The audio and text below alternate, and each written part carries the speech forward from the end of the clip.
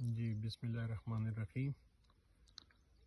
کل یہ جو واقعہ ہوا ہے، مجھے طالبان اپنے ساتھ ڈی خان ٹانک روڈ سے یہاں پر لائے ہیں، جو کہ جنگل بھی ہے اور حالت جنگ بھی ہے۔ ان کو اپنی کچھ مطالبات ہیں ان کی، کہ جب تک وہ پورے نہیں ہوں گے میری رہائی ممکن نہیں۔ گھر والوں سے بھی یہی وہ ہے کہ میں بالکل خیریت سے ہوں، لیکن جب تک ان کی مطالبات پورے نہیں ہوتے میری رہائی نہیں ہو سکتی۔ تو honourable chief justice Peshawar high court, Khyber Pakhtunkhwa government, Khyber Pakhtunkhwa government of Pakistan, chief justice